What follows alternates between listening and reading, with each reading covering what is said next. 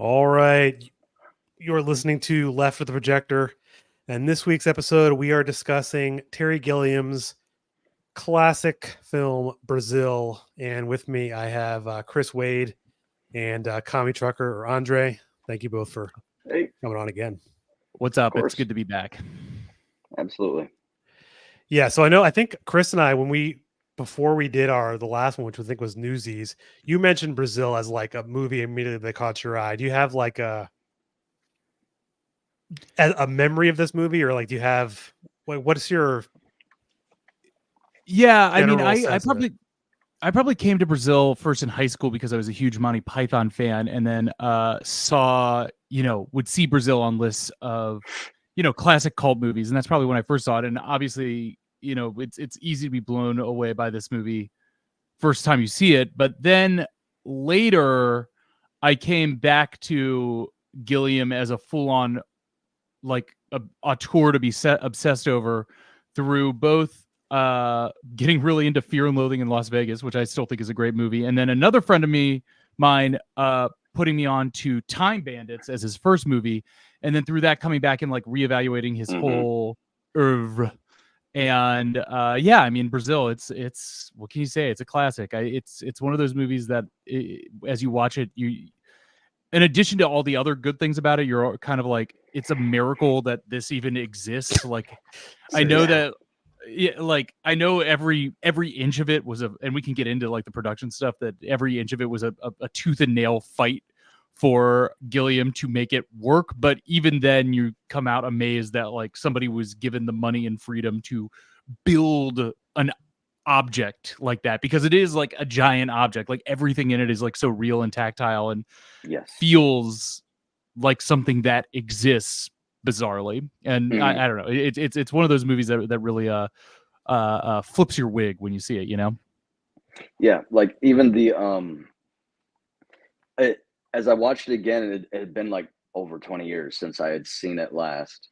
But even watching it again, I'm reminded of how much of my own like inner desire for like the fantasy genre is inspired by this movie. Like you see the obelisks rise up into the sky. That's so realistic and so esoteric that it makes you go inside yourself and like build a storyline around that. And it's like you said, the size of it, the scale is so realistic that for the time that it was produced, it's amazing that it was even put together. Andre, that's a really interesting way of putting one of the main things about this movie, is that it's kind of a sci-fi movie about yearning for fantasy. Exactly. Yeah. That's a good point. Like, I went back to my own childhood and how I would spend, countless hours just daydreaming. And that was me in that, and in that suit flying around, But it's just astounding how much you're brought back to your how much it informs you as you grow older. Yeah. Well, this is a thing that I was curious what you think about it. It actually gives a good follow-up to kind of how you describe the movie. Some like descriptions of it refer to it as, I know it's kind of a broad genre, but like a dystopian movie. But the Wikipedia calls it a sci-fi dystopian dark comedy, which kind of just encompasses a whole lot of things, because the movie is very much like that. But I don't feel like I see it in the same way as I see other kind of dystopian movies, especially 80s movies. It feels like a different, it's like its own, he built his own genre somehow in this. Yeah, it kind of feels like I mean, it's his version of like a 10 minutes in the future, even though it is very clearly not reality. It's kind of like how he saw reality at that moment, Right. Or it's like reality, but just a couple steps to the side. Yeah, like a lateral reality rather than a future. Yep. Well, it's interesting when you think about it that way, is that two things I'll say. One, apparently there was like a joke he wanted to call it 1984 and a half, which he apparently, I don't think that it one thing I read said it was actually serious, one said it was kind of a joke, and then apparently 1984 came out that same year, or the Okay. so I mean, they're it like, we came can't out do in that. like 84, right? Right, exactly. And so like, well, we can't do that next year when they do this movie. The Orwell estate will kill Yeah. us. Yeah. But then the other thing is too, it being in that 80s early Reagan era, you definitely feel like the dystopian, as you said, it's kind of like the current system at the time, sort of this, like what Reagan wanted to destroy at the time was like what he seemed as this big government bureaucracy.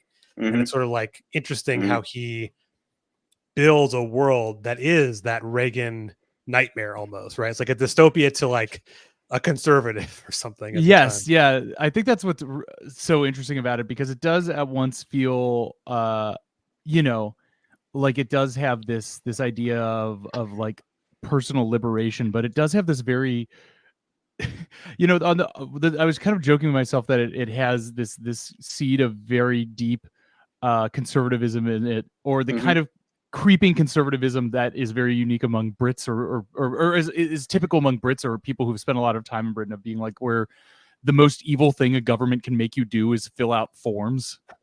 Exactly. Yeah, the running joke No. throughout this movie about that is just Yeah. Yeah, I watched Terry Gilliam interviews in the run up to this, and Mhm. he speaks about bureaucracy being something that he loathed, and he intentionally used that, and Mhm.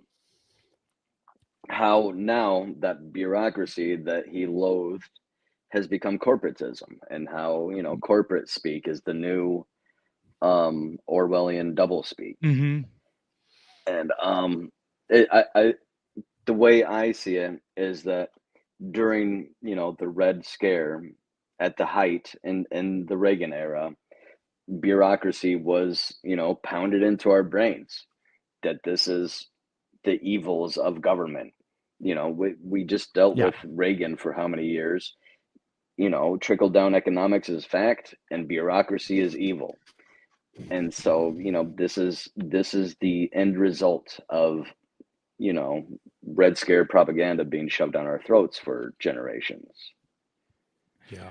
But it's interesting, because I think that up until now, sir, probably like Gilliam would probably describe himself as a bleeding edge liberal. I don't think that Yeah. any of Mhm. those guys would consider themselves Reaganites or Thatcherites, and No. yet that analogy to the exact kind of like anti big government fear mongering that we see of the time is now so Mhm. clear. But I bet, yes, at the time and now, he'd be like, no, this isn't about like the NHS or something. This is about Mhm. like corporations controlling our minds through advertising. And Yeah. it's like one of those things where and that would feed into that kind of like 90s liberalism that was all about like ad busting and anti like Yes. corporatism type stuff. But I also on I also reflection, it seems, yeah, as you're saying, very highly Mhm. propagandized in a certain way. No, I think it also speaks to the internalized anti-communist, anti-big government bias that everybody had at the time, especially. Mhm. Yeah, that idea that like that a joke would be like, oh, in Soviet Russia, you need to fill out a form to buy a Yes. screwdriver or something like that. Yeah. Yeah. I It mean, was that's literally the joke. That was the Yeah, exactly. ongoing joke. Here's your receipt for your husband, and here's my Yeah, receipt for your receipt. exactly.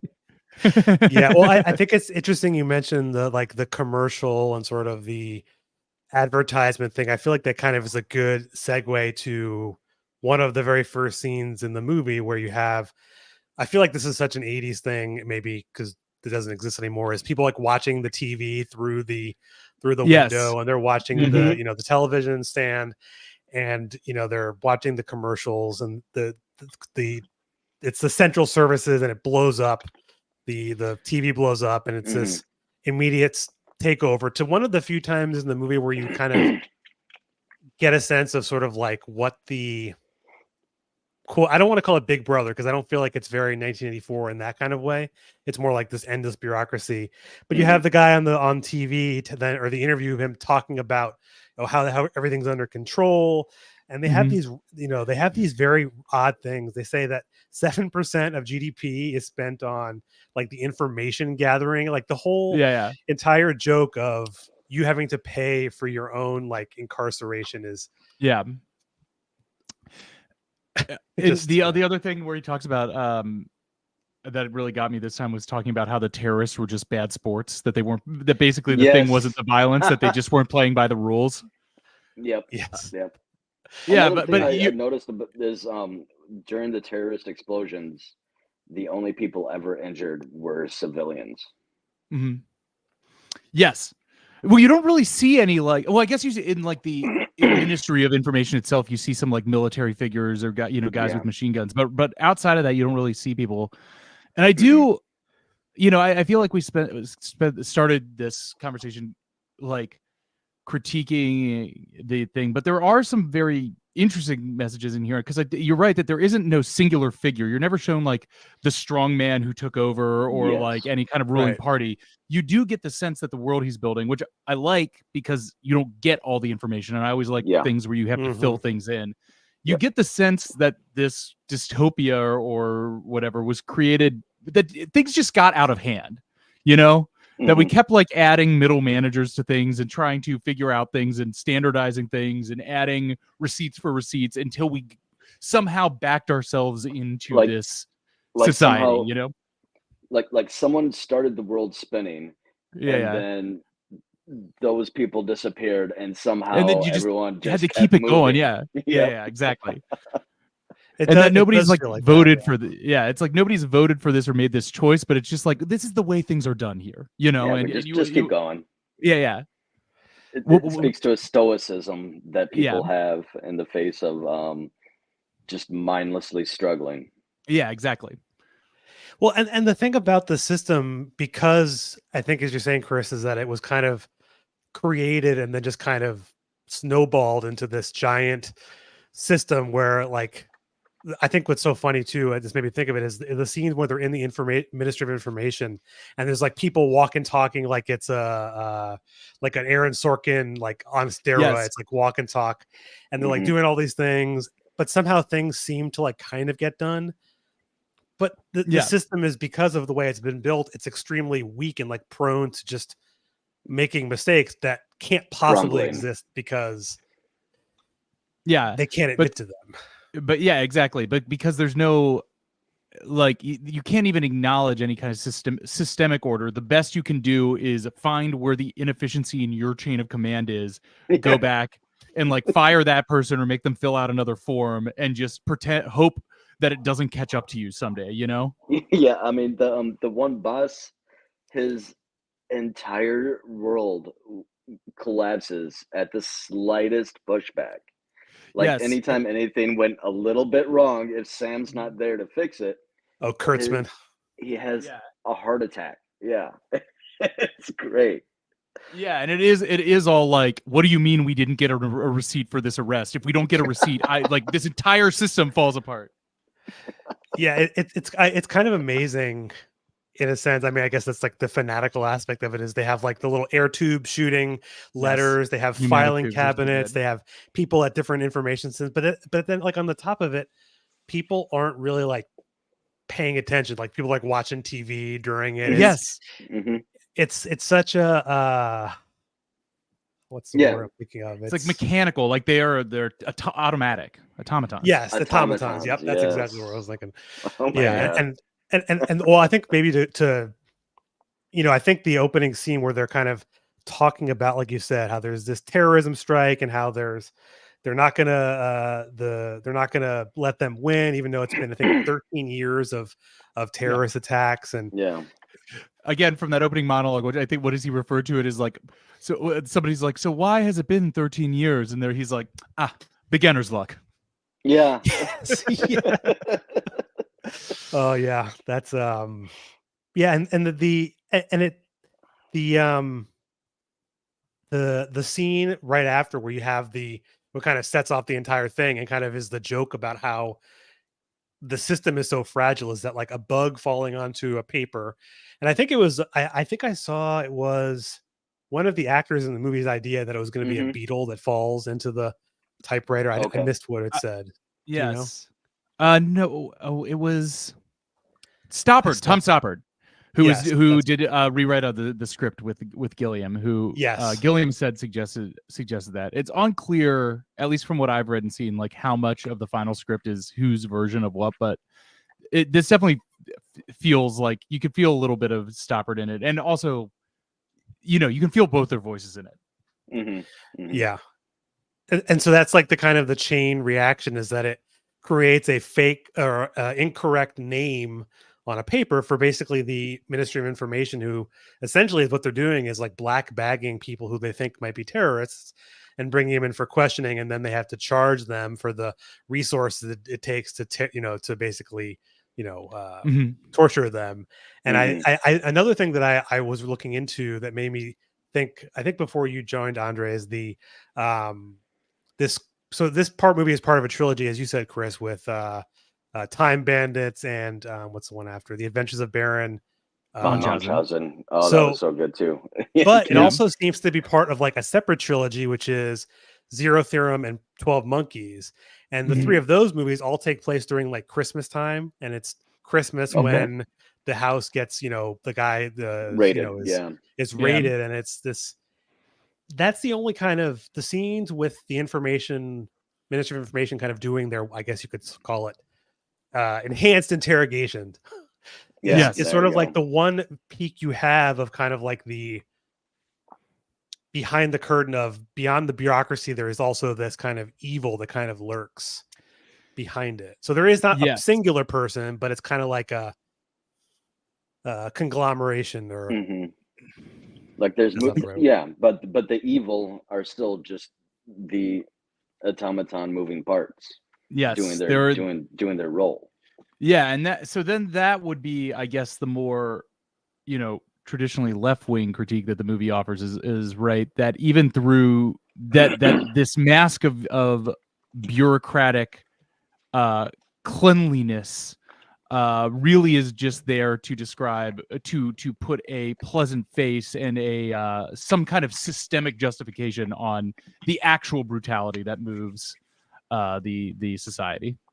But as you said, they're like, as you're saying, it's all alienated down to the point where when we see Michael Palin actually torturing people, he's completely removed as this sunny, cheery persona. He's wearing a mask. It's another person doing that thing. He is horrified when he has to kind of break character and is seen by, we're jumping around a little bit later, seen by Sam Lowry coming out of one of these information retrieval sessions. Covered in blood. He's in a panic. But it's alluded to that is what's going on behind closed doors until like the third act of the movie. Yes. Right. Yeah. And so you have the the black bagging of Buttle instead. And so that kind of leads to the very first moment of the movie where you have Sam Lowry, Jonathan Pryce, in his mechanical suit, sort of in his daydream, as we see that he then is sleeping late. He oversleeps to get to his job. And one of the curious things I had about this, and maybe it's since this is kind of the first dream sequence we have, is you see them kind of increase in frequency as the movie goes on. And you also initially, it's only kind of when he's asleep that he has these dreams, but then they start becoming more vivid, kind of almost like as he's awake, or more than just a daydreaming. I don't know what you we can maybe talk about it as it goes through, but I don't know if you had any thoughts on kind of like the dream, because I know you talked to Andre. As his life gets more stressful, he escapes more into this fantasy world that he created. Right. You could also maybe think that it's like as he gets embroiled in this plot, which is becoming involved with the what would you call it, appliance terrorist, and then this woman that he's been seeing who's trying to unravel what's going on with this false arrest, that his daily waking life becomes more of like the heroic fantasy that he imagines, then we see more of the heroic fantasy of his imagination. But it does imply, and again, I don't think that there are any like complete right or wrong answers. I don't think all the answers are given in this movie, that he is having some kind of psychotic break leading up to the final moments of the film. Clearly. Indeed. Yeah. Yeah. Yeah, the stress, like you said. I mean, this whole Yeah. entire plot is his life before that. As we now see, he has his daydream, and then he, ends up coming into work, and he loves his job because he's sort of like this little cog in the machine. He doesn't have to do too much, and it kind of has an interesting, the way you like kind of critique of these jobs within one of these systems is if you can kind of go in, you do your thing, you don't have to do more than you need to. It's not difficult. You have a decent life. He has a decent apartment. Although we'll see later, his mother is a bit connected, which plays a role. And also his toast machine is on the fritz, That's true. Yeah. Yes. That's another thing too. Like the entire automation of his apartment is pretty phenomenal. And it's just like that first like little hint of like how wacky and insane the production design is going to be. I love that whole wake up sequence where he's like the patch cable landline phone. Yes. Which I love. The whole like little failing Rube Goldberg machine to make him, which is always, we've seen so many breakfast machines. That was a real theme of the 80s between Back to the Future, Pee-wee's Big Adventure, and this. Pee-wee's Big Adventure. Yes. Production-minded people loved flexing, flexing their muscles by showing you a Rube Goldberg breakfast machine. Goonies had it best too. Yeah. That was incredible. You could do a mini 80s film festival of just breakfast machines in 80s Oh my god, movies. I want that supercut. Oh my god. I if there isn't one, someone out there needs to do that. But yeah, I think it's like it's a testament to like like what people believe would sort of be like the future of automation is that everything could be done by just like you flip a switch, your toast is made, your orange juice is squeezed, and Terry Gilliam was clearly critiquing that whole concept. Yeah, like how ridiculous it was. And it's a movie in a microcosm, right? Because it's like everything will be arranged for the maximum convenience of the citizenry, and yet everything will be slightly more alienating. And I think like that's a wildly accurate prediction because I was just like, I'm sure we have all had this experience. I was talking to my mom recently about how her phone updated and now stuff doesn't work anymore and she can't figure it out. And she's like, oh, like she's taking it very personally, like, oh, I can't do this because I'm older now and I don't have the relationship to these things. I was trying to assure her that no, it is a universal feeling that every time a piece of technology that you own updates, it makes it harder and more alienating to use at this point. It's like that was an accurate prediction, of how alienating the intrusion of tech for our convenience onto our lives would be. Yes. On top of like the planned obsolescence of exactly. items that are just like, we're going to intentionally make this phone only be able to update to a certain level. And then, screw you, you got to go buy a new phone basically. And then the coffee's going to start pouring on your toast. Right. Exactly. Well, so like that, and that also is like a perfect thing, which I already mentioned the scene as he gets into the ministry and he's walking down the hall and he's, his boss needs to see him and they have this massive automation and you like within this chaos of everyone like just throwing papers and you do this, you do that, like things seem to like be getting done, you think, but like, do they really get done? Or is it just like this kind of illusion of it? Well, and then we figure out that we infer that the entirety of the manager's job is to occasionally open his door and check to make sure everyone's busy. Yes. Because if there's anything else that needs to be done, he calls in Sam to do it. Yes.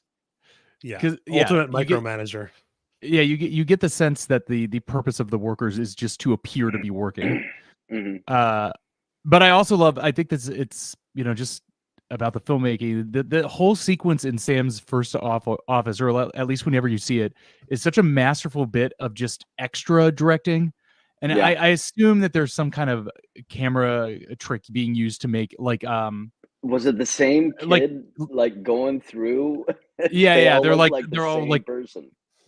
or I assume they did something a little like that, the scene of The Office in the apartment where it's kind of like a false background in some way. But Hmm. the amount of business being done in this office on screen is just such a delight to watch, and it does give you immediately that sense that like that there's a lot of movement, but nothing could be actually happening here.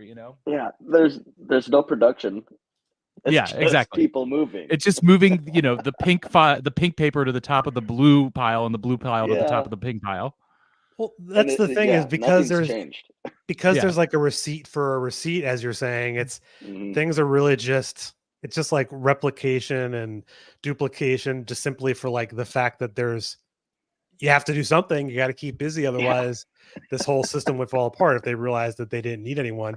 And it's amazing that Sam's job is basically, it seems like, to keep the entire department together, because all Mhm. the important files seem to be um, in Kurtzman's office.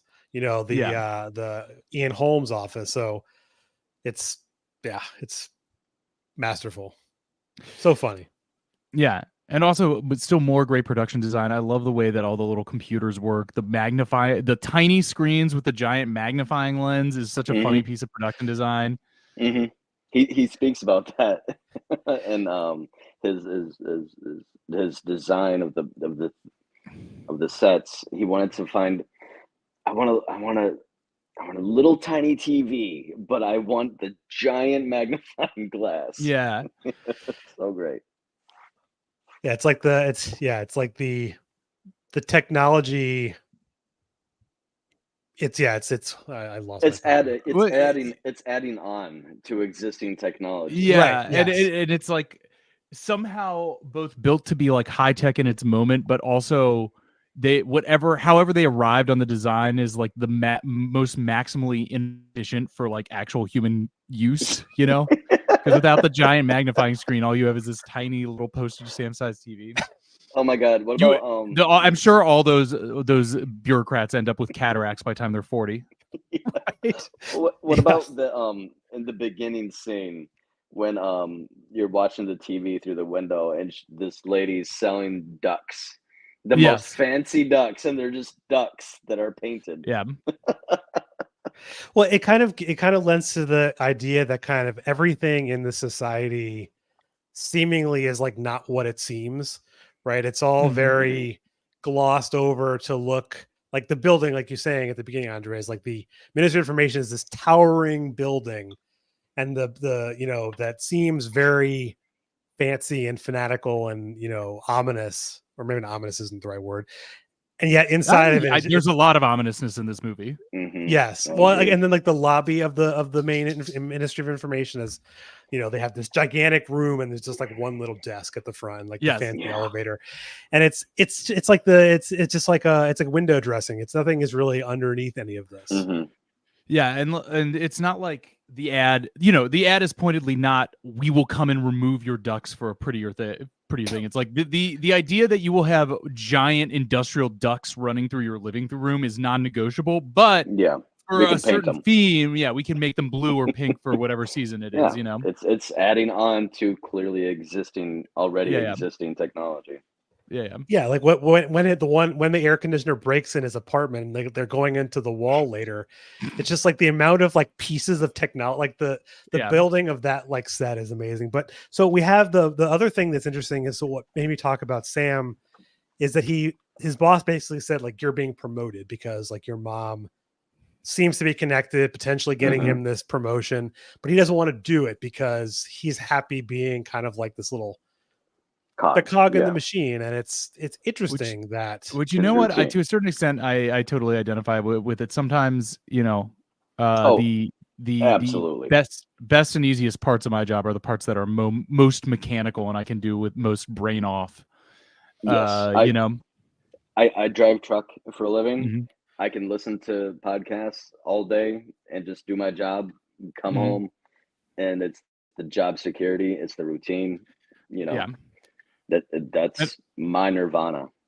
I also think that maybe, it's not really explicitly said, but I think at a certain level, Sam probably understands that the higher up in this organization he goes, the more complicit he is with the like evil that the organization does. Yeah. That's interesting. I thought about that too, and I wondered how much he kind of understood, and like later he kind of sees things unraveling. Yeah, But given the fact that his mother is connected and seemingly, is connected to kind of like the top, it made me he must know something. He just kind of yeah. wants to lay low. Well, it's like and I'm sure we would get this scene eventually. Well, it's kind of like the another one of the funniest set pieces in this movie is when they're all out at dinner with his mother, and the restaurant gets terrorist bombed, and then the snooty waiter just like puts a fancy screen in between where the people are dying on the floor from a bombing attack and where their nice dinner is happening, and he's like, I'm so sorry, best people working on it. But it is there's so much of this movie that it's like a thin screen between your very and normal little job and some kind of horrific thing happening on the other side of your coworker's door. Can I just say I took a few notes during watching this again, and I just have right here waiter. Yeah, that waiter was a great waiter. Good.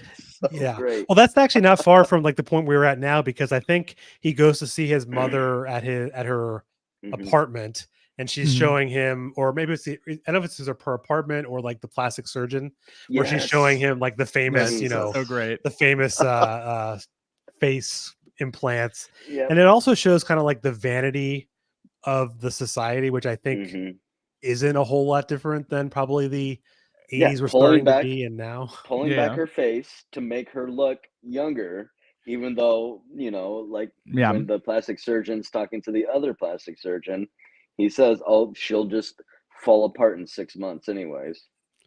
It's it's a shallow veneer. Yeah, it's the human parallel to the ducks. Yeah, exactly. Exactly. Yeah, you can. Yeah, the shoddy doctor was like Dr. Jaffe. He's like got this shoddy surgery he's going to do.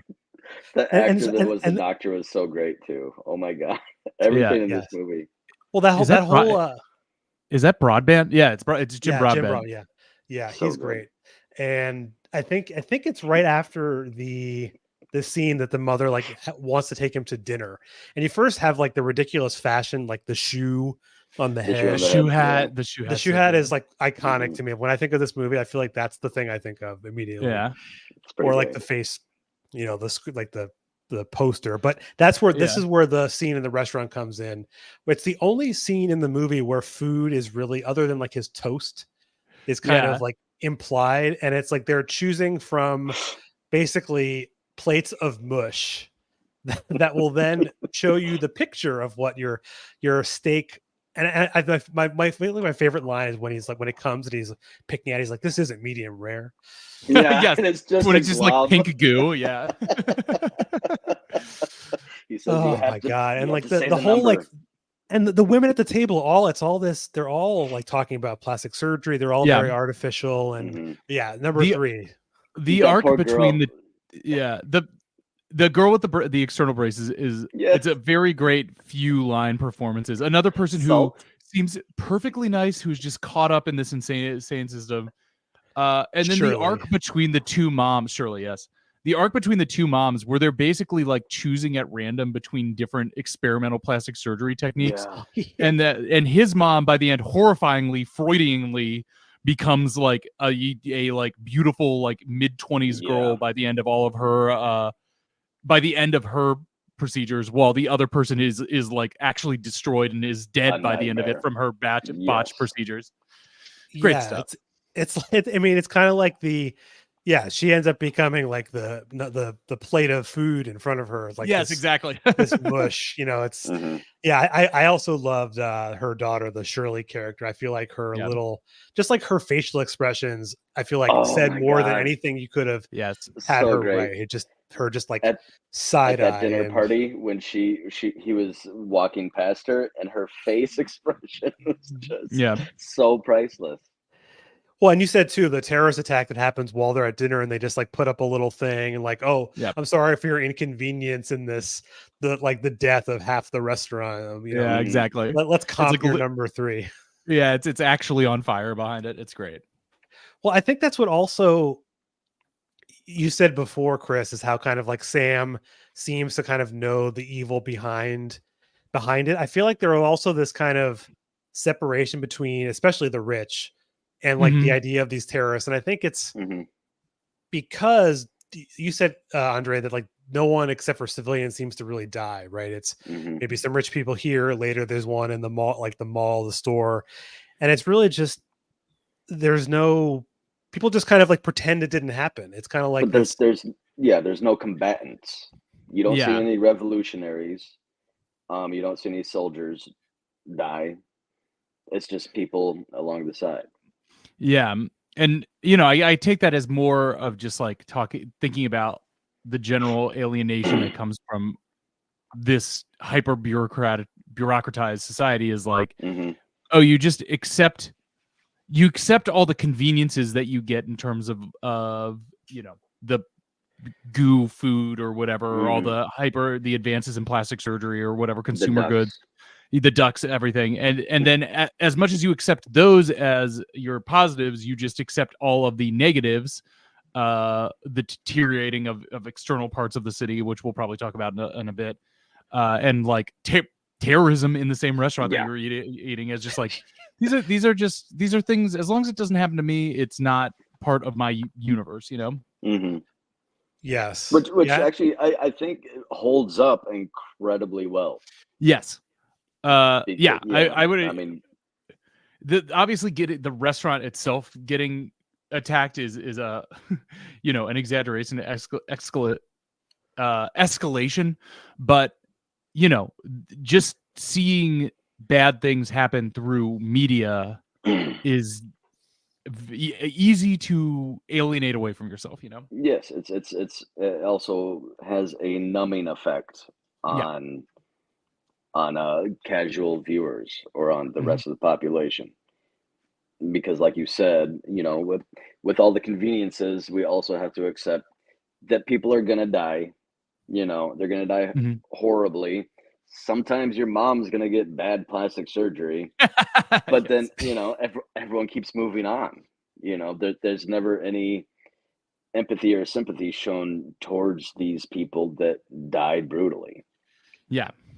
no, it's kind of like the cost of doing business to live in this Hmm. hyper which is capitalist which is society. what it is now. I mean, that's Yeah. what we're going through now. I Exactly. Team I Blue, guess. has the same cages that Team Red did, but we just don't care. Yeah.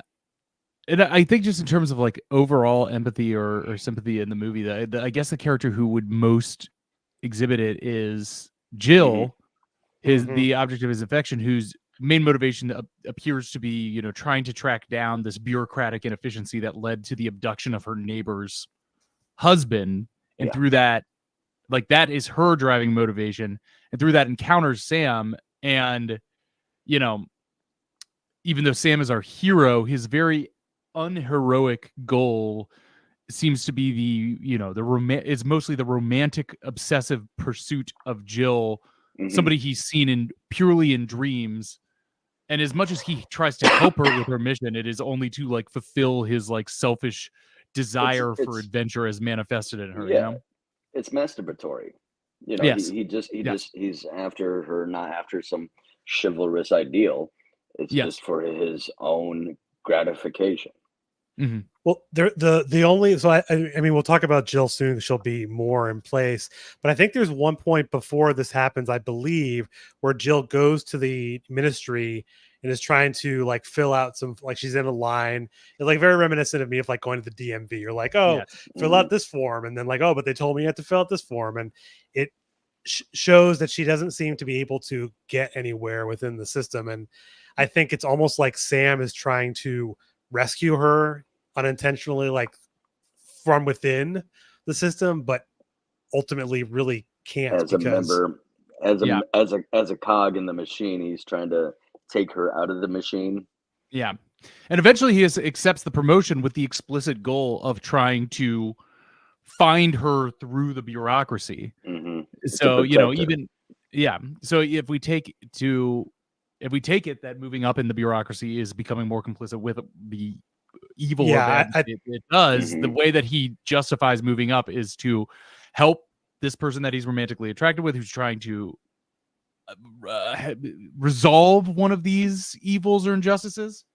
You know, it's an interesting way to look at complicitness. You know, well, Yeah. I think that lends more credence to your point before, Chris, is that he does see what the evils are within the system, and taking the promotion gives him access that he can do more with, what he can do.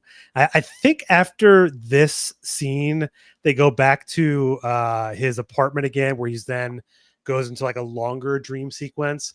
And this is, I believe, when his air conditioner Yes. breaks, and he And we calls meet the Tuttle. phone number, which I think is again like one of the funniest scenes. And then, of course, Robert De Niro is one of his, I think, 2 scenes in the movie, which I didn't realize he was uncredited at first and didn't get paid for this movie. He just loved the idea. Yeah, No, he loved it. I guess he was such a Monty Python fan, and they would do the scenes, they would record the scenes, and he was so nervous about doing a film with Terry Gilliam that he would ask for redos and redos and redos until it was exhausting, because he just wanted to get it right. But yeah, he was just such a huge Monty Python fan. Yeah, Which I think is great. I mean, props to Robert. He's great in this movie. It does not seem like a performance that demands too much from De Niro, you know? Yeah, given his track record. Yeah. But, I'm glad that he felt so fully committed to it, because it is delightful to see him in this. Yeah. Well, and what's so amazing about like the initial scene of the early in the movie with the beetle landing in the typewriter and messing up the thing is that without that scene, he doesn't come into, without that mistake happening, Tuttle likely is probably captured, presumably, and taken in. And this, the whole, it's such an amazing, like, it's almost like the movie is like a Rube Goldberg machine of like the events that go through, like all the little gadgets in his house. And I love how he comes like guns blazing into his apartment to do the air conditioner work. The concept is so funny to me. The idea of a vigilante plumber who's like skirting. That's great. Again, a very funny idea and well executed in this, that I think could easily be said as very like right wing coded. Like that is essentially like it's a right wing talking point almost. Yeah, right wing fantasy of like a guy who's going to literally take a machete or a gun through the red tape and just get things done that need to be done. It's more cute. It's more cute in this movie than it is in real life. Yeah, I mean they make it a bit funnier, and so like you kind of, most people probably wouldn't see that unless I guess maybe you. It's not so funny when your mentions are full of people tactically, cutting through red tape. Well, I think it's also amazing how I can't help but thinking of how Bob Hoskins plays like the actual, plumber / whatever. And of course you immediately think of like the Super Mario Brothers movie where he's like a plumber so too. Good too. Oh my god. Yeah, he is all the like small characters in this movie. Even De Niro with like his little tiny scenes, it just makes the movie every one of them. The guy Hoskins is great, but his little lackey who just repeats everything that he says is all it makes me laugh so much. What's his name? 27B/6. Yeah, 27B/. How do you know about this 27? Yeah. Yeah. Well, and like that's I think that I think De Niro says to him like how you can't make a move anywhere in this society without a form, and so it's like 27B/6. Yeah. Right, and it's like this, and it's just so perfect that you don't expect the actual central services to actually show up, but they do because he's just like on the phone where he's basically leaving a message. Although it seems like it's just a recording, it's kind of unclear. And they show up and like, oh my god, that this is not a recording, and then she just repeats it again and again. Yeah. I guess if you were to make the like pro statist response to this, you would show how Tuttle's actions aren't so funny and heroic when Sam Lowry's neighbor's flat fills up with noxious gas from his unlicensed intervention in the duct system. Right. Like That's we true. have these regulations for a reason. When I you're mean- living I in mean- a giant, communal apartment block. I think Yeah. I think a remake of this from a left-wing perspective would just be that these are corporations that are Yeah. causing all these hangups, and Yeah, the I guess corporations that make the obsolescent things that need personalized care. Yeah, I mean, I guess that's the main question we were thinking about. Like, if you are willing to settle on the premise that bureaucracy as a concept is alienating from the human experience, which I guess I would accept as a basis for discussion, Mhm. then you have to ask, well, like, what does the bureaucracy serve? Does it serve like a profit motive or an organizational like efficiency motive? And Yes. that is the thing that you're not really given in this movie. And I Mhm. think that No. that's what makes it a bit of a cipher, Open. and also Yeah. gives any good doctrinaire leftist cover to enjoy it and laugh at it and think it is funny and good. Yeah, you don't really, and you really, the only other sort of jobs you see in this movie for the most part are, you have outside of like the ministry, is you have kind of the construction workers that where Jill seems to work, and then you have or like some kind of service mineral workers. extraction or something. Yeah. And then you have service work. It doesn't seem like it's an interesting, you see, and then you also see like the dichotomy between the very large sort of Soviet kind of style buildings where everyone kind of has their small apartment, and then you have kind of like the richer group, but they seem to be Mhm.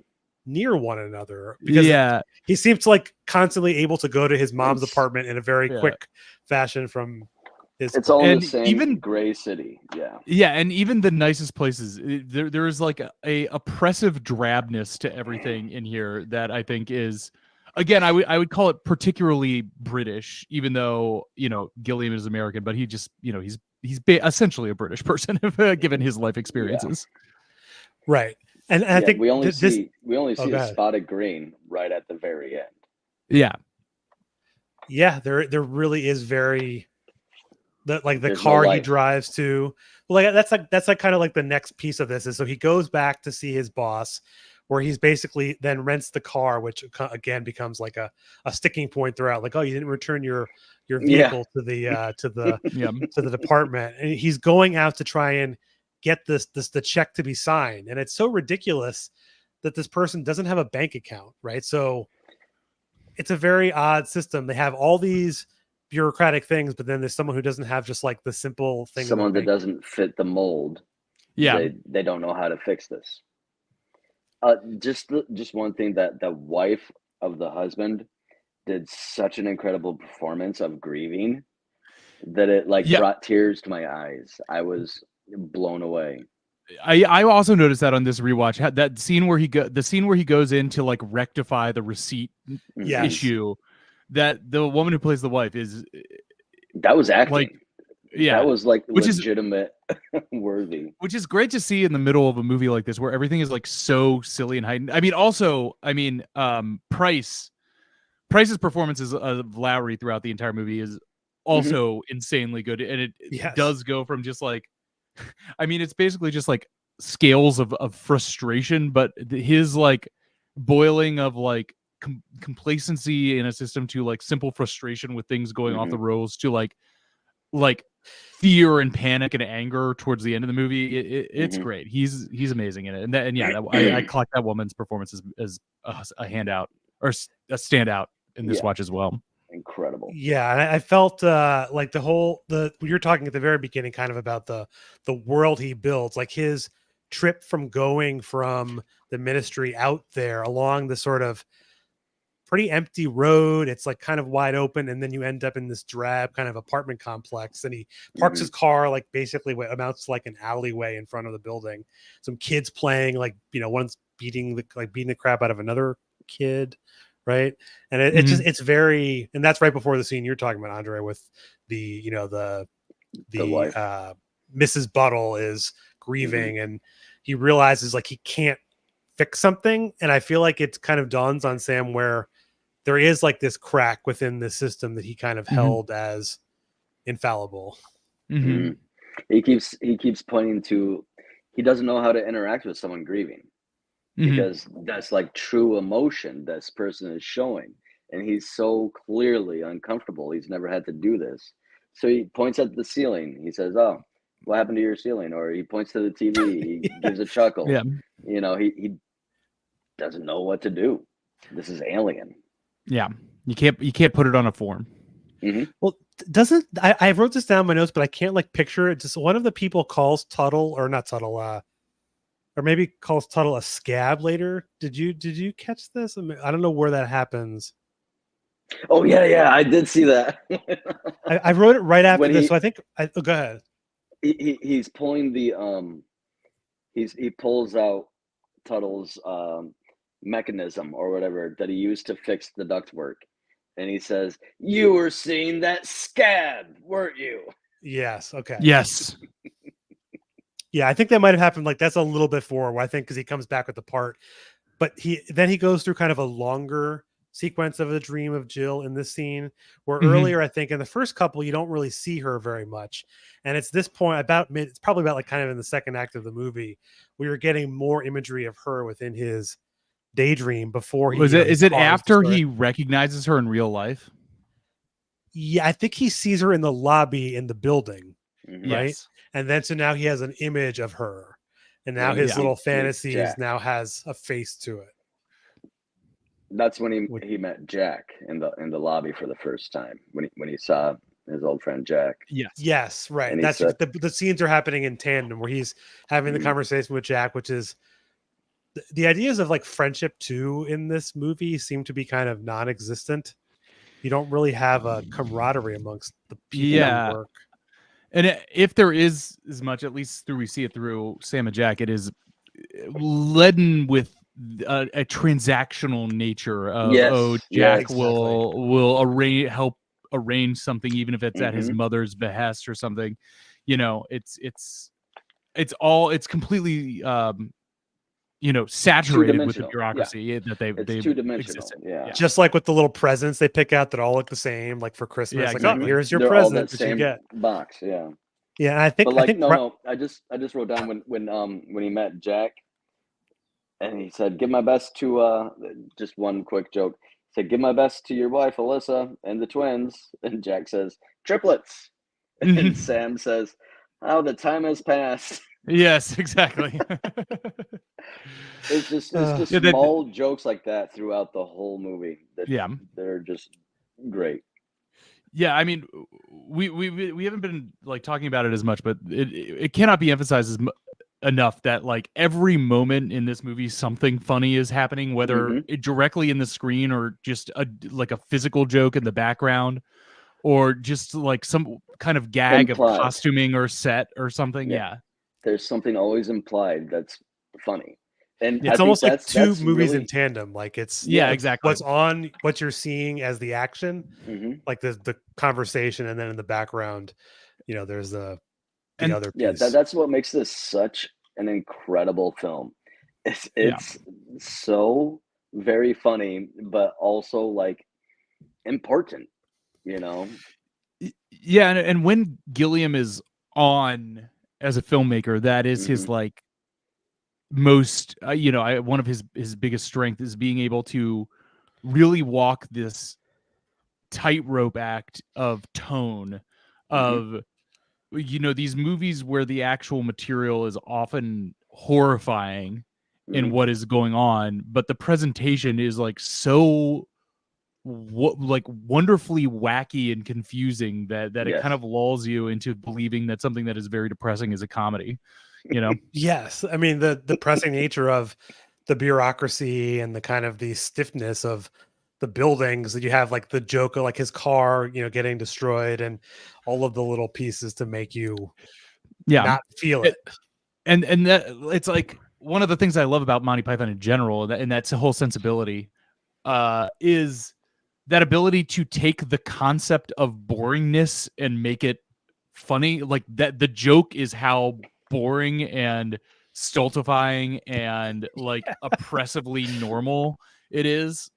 That's like one of those. I just did an interview with the guys who do the Venture Brothers, and that's one of the things I also that was think great. about. Yeah, that show also is fascinated with like how funny rules and bureaucracy is. I don't know. Again, one of the reasons I wanted to pick Brazil is this is like such a foundational thing, a document of my sense of humor. That was a great interview, by the way. Yeah, and the same with the Venture Brothers is that I think that there's a continuity between Brazil and Venture Brothers. Is just like, okay, how can we like the funniest thing that we can think of is an absurdly complex and inefficient bureaucracy. Yeah, like, exactly. It's true. How can we make the DMV the funniest thing yes, on earth? exactly. Yeah, I mean, I don't think that even like a show like The Office, like the original Office, like British Office, exists without these. I mean, Monty Python especially, but even the whole thing. It's another mundane. So I think this influenced so much. Yeah, I'm sorry. Oh no, you're good. I think after he leaves, trying to like kind of take care of the little check situation, he goes back and sees his mother now, who's now like 20 years younger. 20 years younger. And it's also, I think it's the first time you see, this is like the party at her apartment, which you then kind of finally see kind of like the wealthiness there. And then you kind of also get the sort of, the only person that you kind of see is kind of like the leader, in, if you will, like the guy, Mr. Helpman, played by Peter Vaughn. He doesn't have that many scenes, but it's very great. And he like, drags him into the bathroom to help him take a piss. It's all, the whole party scene again is another instance where there's lots of stuff happening. You said earlier, Andre, is when he walks past Shirley, she gives him like this very strange look, and he sits down to talk to her, and he's like, no, I can't talk to you. I have to go talk to Mr. Helpman so I can resolve this. She says, no, it's okay. I don't like you either. Yeah, that actress was great too. Perhaps maybe one of the most perhaps one of the most honest conversations in the movie. That's true. It's just one of those things where like we're not going to have this pleasant, a superficial conversation that we are supposed to have. We're just going to tell each other how we really feel. And I think it's sort of, this is when he then agrees to take the job, and you then see like this is one of the best scenes in the movie too. You talked about earlier, Chris, is when you go to see his new office at the new Ministry of Information. So funny. Is just, I watched that scene twice. I'm like, it's incredible. It's so funny. The desk. The share the desk between the walls between two people. It's like pure like Chaplin or Keaton physical comedy in it, and then he has to have the fight over the desk, and then he goes to the other guy's room and sees that he has one of the computer machines, and is immediately, after like fighting with this guy over sharing a single desk, is like, oh, can I use your computer machine? Yeah. And he's not even good at it. He's like typing like one fingered. He's like, no, let me do it. He's like, no. And the jokes too, where he's talking about like, oh, you're doing this for a woman. I didn't write down the line, but he makes a couple like kind of like sly little comments about it. Waggling his very and I think he also like computers are kind of my thing. It's what I do. Yes, the magnifying computer. I'm a whiz typewriter box. Yeah, where he's typing at about 7 words per minute. Yeah, he didn't have like Mavis Beacon to like teach him typing or something. And I think it's and then he acquires the information, and I think this is when he goes back to his house, and now you have all the ducks that are just coming out. And I feel like another one of those scenes that is just, the set is just, it's fucking perfect. Yeah, it is. And Hoskins is back, threatening him because they found the offending non-regulation part in his thing. And Hoskins in full like Cockney gangster mode, being like, "Wait, be a shame if another part was found," and stuff like that. Yeah. Well, and this one he then sees, he leaves, and I think De Niro is outside. Yeah. This is when they like give him like the shit explosion inside of their little suits. Yes, which is like, I think that's a little later, but at this point, I think there's 3 encounters at the thing. But at this point, it kind of doesn't matter because we just like kick into more or less chase mode. You Yeah. know? Yes, the last third of the movie is basically just constant moving back and forth between apartment and scene, and this is finally where I think he sees Jill returning, and he he basically hijacks her and kidnaps her essentially in like the vehicle out front after he's stolen I think this is when he then steals the information from Helpman's office too. Yes. Or did I skip? No, is that right? I It think so. gets complicated here. My best memory of the plot of the end of it is, he steals some information, he gets wrapped up and arrested, and goes Yeah. to the horrifying torture silo, Right. and then is broken out by Tuttle and his gangsters and goes on a long chase until we get to the very end.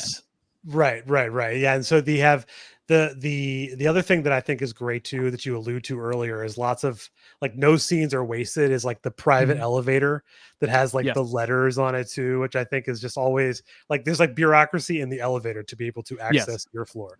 Mhm. And he has like I think Helpman has that massive office, and he goes up to essentially to see him to get more information. I think it's because Jill is arrested, I believe. Yes. And so he's trying to now break her out. Yes. Which I believe that I think we find out that she wasn't actually arrested. It's like, again, I think the last little bit is very convoluted, especially too with like the narrative becomes non-linear or not non-linear, but it keeps weaving in and out with these fantasy sequences and stuff. And again, again,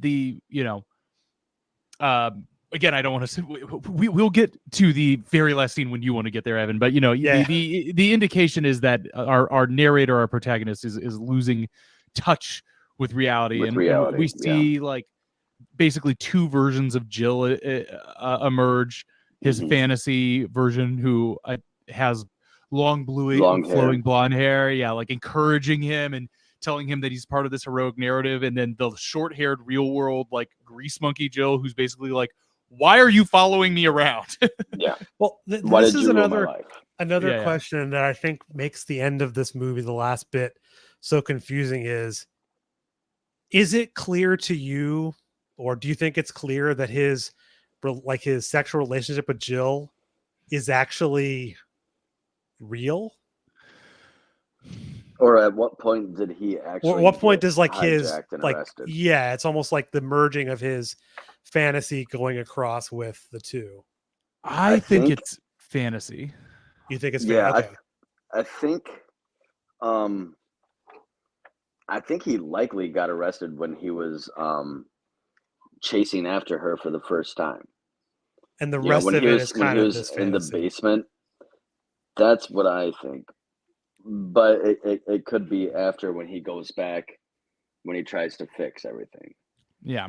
He does the one final fix. He goes up because then he meets her in I guess it's like a shoe department store, and he thinks that she's like a terrorist, and tries to stop her, and he realizes that she's just a regular working class person trying to survive. And the other scene that's also truly amazing, visually just stunning, is when I guess we'll get close now to the very kind of ending point of this movie, is when Tuttle is standing and all the papers are flying. Yes. At Oh him. my God. I love that so much. So like the Tuttle and his crew bust him out of an interrogation room, and they're like being chased through the streets. Yeah. And you can describe it, Evan. Yeah. Well, I mean, and the other thing too is that the society also is, despite being bleak, it's also very clean, right? They have like the litter boxes everywhere. It's the idea that a piece of paper should land on the ground is like a faux pas. And like you said, it's the paper starts shooting around and blowing because he's carrying files with him, earlier that he'd stolen. And when he goes to see him, he's not inside of the paper. And I think that's the moment where you then realize like, this is a fantasy. Because all the paper collects around him and he just kind of blows away. It's an amazing effect. It's one of the best scenes I think I don't know what they did to do at this point. Like there's this whole like last 25 minutes, there's barely any dialogue in it. It is this like it swerves into this Fantasia suite in which it's cutting back and forth between this chase sequence, which we are supposed to assume is reality, and then the deeper fantasy sequence, which is him fighting this giant cyborg samurai in his angel dream, which is also amazing looking, just like incredible visual effects. And like the thing that like, it's such a little thing, but the thing that I was like marveling at this on this watch is how delicate of a prop that wingsuit must have been, and yet how sturdy and mighty it looks on screen, you know, when he's fighting the samurai guy. It's like the thing, like you touch it wrong and like they have to you're going back to do the whole scene again. It's a masterful, like you said. I think there's I would imagine the cost of that probably was much greater than you would think, and I'm sure lots of fighting over, because without that I feel like the fantasies lose some of their luster, right? I think it's the sheen of it that makes it so cool. And it's cool that the fantasies get more elaborate as the time goes on. You know, it starts with him just kind of soaring in the air, and then moves into, Andre, where you were talking about at the beginning, the pillars shooting up, and then this huge extended robot fight scene. And just one other thing from the paper scene that I clocked this time that made me laugh is I'd never noticed before, and the many times I've seen this movie, that that scene starts with a pan down of a Christmas procession with a sign that says "Consumers for Christ." Yes, I saw that too. I wrote that as well, which I think is a real religious mention. Yeah, which I think is about the best description of like American style, like Protestant spirituality that you can put on a placard. Another thing is Robert De Niro twice says, "We're all in this together." Yes. And there's a billboard for this great corporation or whatever, you know, the propaganda alongside the street that says we're all in this together, you know, promoting whatever ducks they're trying to sell or whatever.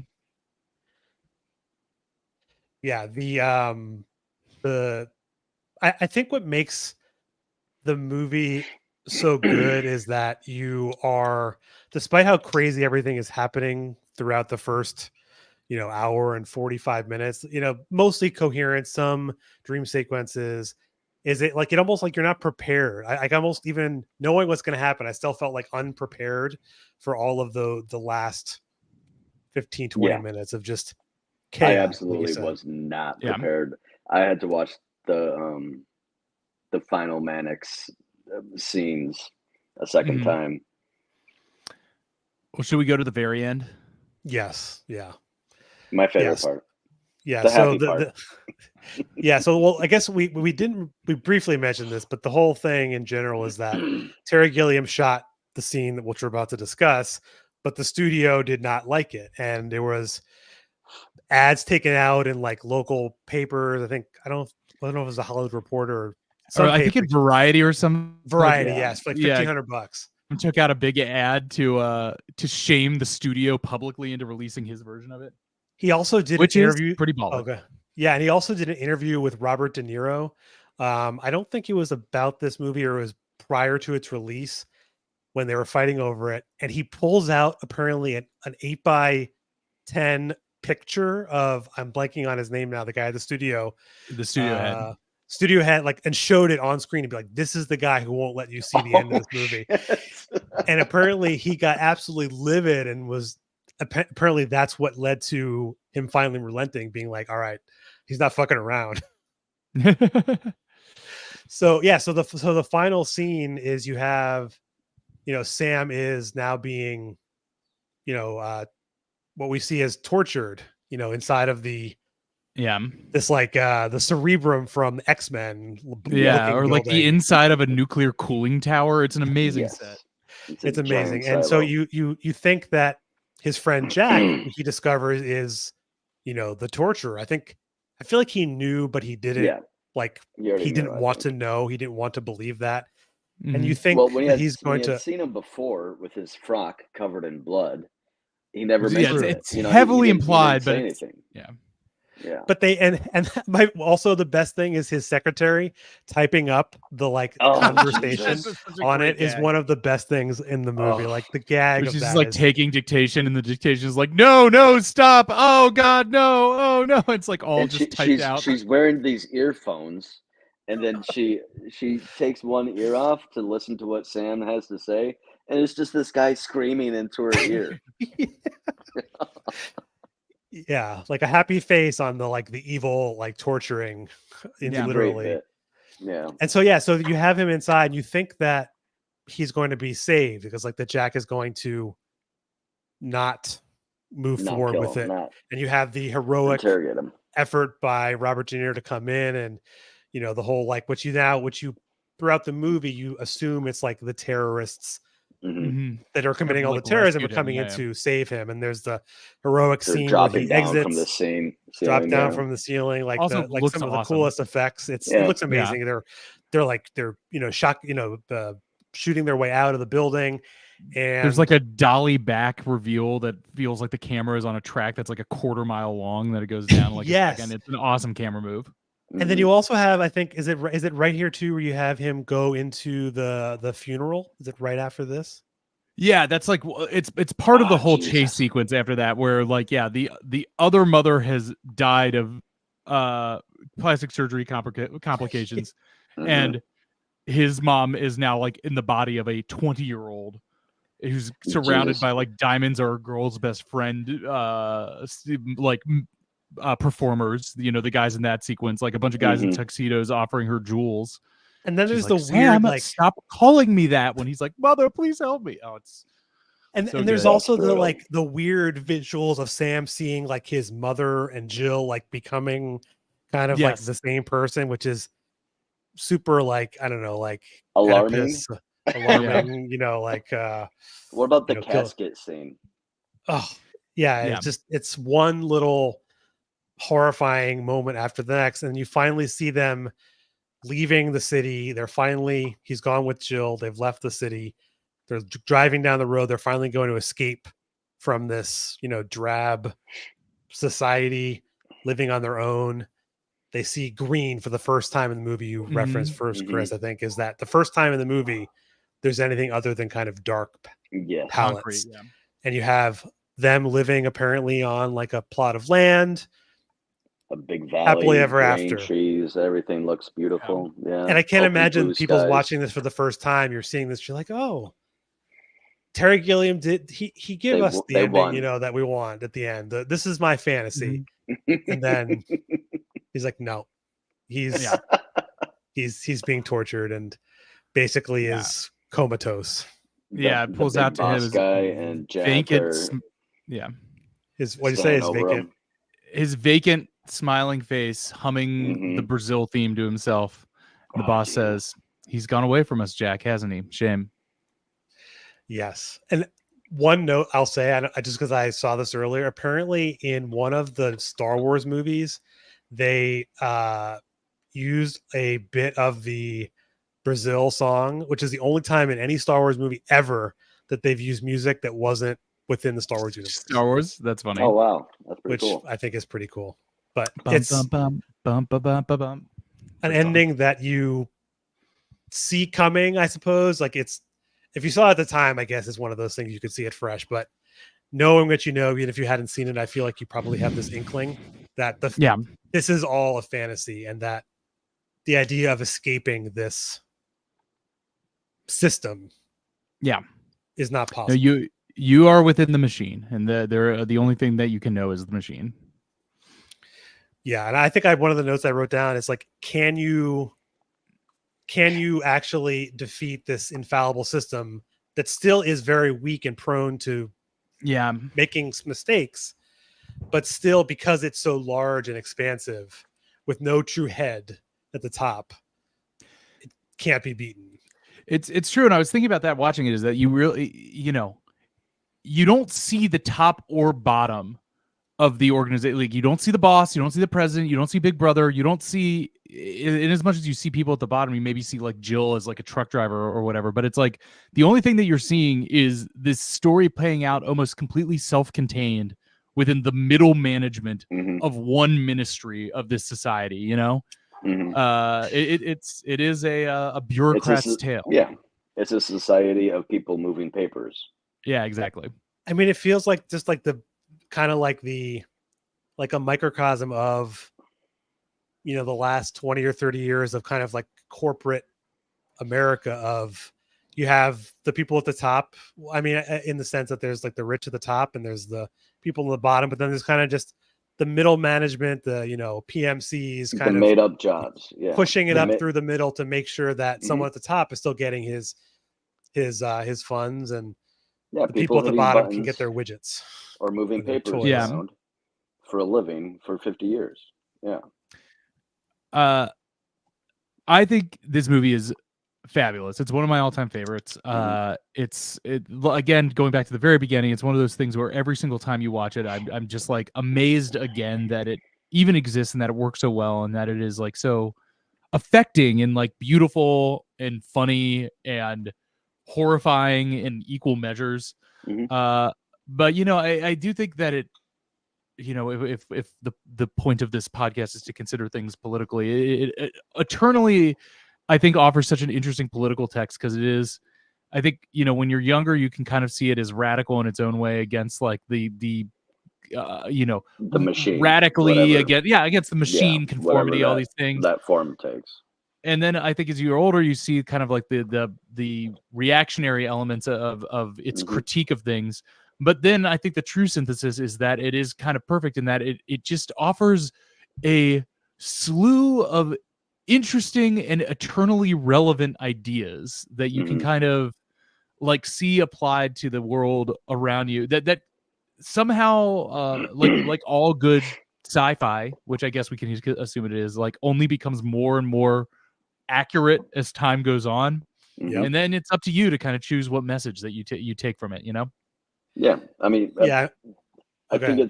think the politics of it, like the politics for most people during that time, are confused. Yeah. I don't think Gilliam had like a clear Marxist Leninist take on anything. No. I think he was just a normal down the center bleeding heart liberal. Yeah. And so he With some took- cranky what really grinds my gears type objections. Yes. yeah, like everybody else. Yeah. I mean, I But you hate like. Oh, go ahead. Well, I do think, but that's also like, sometimes you do want a really good piece of agitprop with a clear ideological, Mhm. consistent message. But sometimes, you don't want something that didactic, and you want like Yes. the great art comes from somebody's personal vision and wrestling with their Mhm. own version of what their social critique is, Yeah. and I I think don't want that makes something Brazil. ultimately more interesting, right? Yeah, I don't want Brazil written by me. That would Yeah. be boring to me. I want Yes. Brazil written by Terry Gilliam, Yeah, it comes from the imaginations of his mind that gives the viewer, I think partly what you're saying, Chris, at least the way I take it, is that it really gives you the ability to take it in many directions. You can look at it from, especially like when it came out versus modern times. And I completely agree that like sci-fi and dystopian movies, I just did Rollerball. I haven't released it yet recently. And I feel like I need the original one. The original one. I really need to watch that. I just heard the Tarantino podcast cover it, and they really sold it as like one of the greatest sci-fis ever. It really is. It's truly amazing. And but part of my thought there is that the dystopia that at the time seemed so fantastical, like Brazil probably did at the time. Mhm. It's no longer fantastical anymore. It's like these are the elements that Mhm. we deal with. Like you said, this brings you the ideas of the doldrums of a desk job, or all these things. It's now our life, and I think that's what gives it like a super. It's just so good. So good. It's great. It's a great movie. But you should definitely watch Rollerball. I think it's on. I think I watched it on Tubi, whatever it's called. Tubi. Yeah, I just want to say, Brazil, like I said earlier and at the start, it had such a significant part in me growing up. As you know, I was fascinated by what my father was fascinated by, Mm-hmm. and I instantly connected with the main character as he was always lost in his own dreamscape. Mm-hmm. And that's, I had a childhood where I was also always lost in my dreamscape. And so, revisiting that 20 years later is just such a treat. Yeah. Yeah. Yeah. Anyone It's a out there who great- hasn't seen it, gotta see it. Yeah, and also I think that it's in the canon of great movies to show like a 14-year-old boy to really get their mind gears humming. Mhm. Truly, I wish It's that I had seen it at that time, because I think it really changes your perception of just perception, but also like what a movie can Mhm. be. yeah, I've Because been humming that Brazil theme for 41 years now. yeah. it's an inescapable thing. Mhm. But yeah, I don't know. I think that probably sums it up, unless you either have any last words. No, thanks for the opportunity to revisit this classic and personal favorite. Yes, it's anyone out there, do not watch anything except for like the director's cut, I think it might be referred to. You can actually watch it for free on archive.org if you Ooh, nice. just wanted to watch it there. I think I saw it there. And then I also, you can also watch like the Criterion collection Yeah. has their own. I rented it on iTunes for like $3. Yeah, I think It's one of those movies that's it ages like a fine wine. Honestly, you see something new each time. But yeah, I don't think I got nothing left. But Chris and Andre, it's been a pleasure talking about Brazil. Yeah, fantastic. Thank you, Evan. Yes, and I think you, Chris, do you have something new? I personally, I'm in a lull. We just put out a new episode of my music podcast I do with my wife called And Introducing, when we were talking to Alex Papademos and Joan LeMay about their book Quantum Criminals, which is an illustrated history of Steely Dan as told through the characters in Steely Dan songs, with Joan LeMay illustrates in these fantastic illustrations. But we use their book as a in to talk about the whole deal with Steely Dan, and try to do the hard sell on why they're great and what's interesting about them. So that's out on And Introducing, which is the music podcast. But otherwise, we're kind of in Chapo Traphouse, the main podcast I produce. We're just grinding out our regular 2 episodes, but we'll be back in the fall with our movie mindset mini series for horror movies and some other good mini series coming out later. But Chapo, always good. We're still grinding out 2 episodes a week over on the Chapo Traphouse. I love the movie mindset. That's some top notch. Will and Hessa did a great job with that. They surprised even me with their movie selection and how they went in to talk about it. They really went above and beyond with that series, and that will continue to do so in the fall. The Invasion of the Body Snatchers, which I'm doing soon, is one of my favorites. So I love that one. Yeah. But yeah, and Andre, you have podcasts as well left of my podcast Chapo I just blew it. Traphouse is available. Left Without Borders. Left Without Borders. Yes, we just recently talked to Dana Pertelman, who is an anthropologist. We discussed just early signs of sorry. We talked about conspiracy theories and how they grew out of just various social pressures and a desire to see patterns and recognize patterns. And we talk about anyways, we go listen to it. Left Without Borders on YouTube. A lot of fun. Great. Nice. Popping that in my YouTube right now. Well, thanks. And I think, and anyone who can listen to this podcast, wherever podcasts are available as such, all podcasts are available. And I guess anyone who's listening and might be watching live, some other episodes coming up. We have Uncut Gems, actually, with Matt from your podcast, from Chapo. Yeah. Excellent. I want to hear that. I don't think I've heard him talk at length about that movie. When I talked to him, he's like, I said, this must be the movie you want to talk about. He's like, basically, Yes, it was. So I think we're doing it on Monday, I believe. It'll be live on Monday, but we'll release it later. And then I think we also have Jurassic Park coming up, Invasion of the Body Snatchers, and then in this fall we'll have scary movies for the spooky Excellent. season. I'm on Awesome. the I'll be on the Matt Christman episode too. I've claimed all Chapo boys to be with me, so that'll be nice. Awesome. Well, thanks everyone for listening, and we'll catch you next time. And if you could just give like a second in the little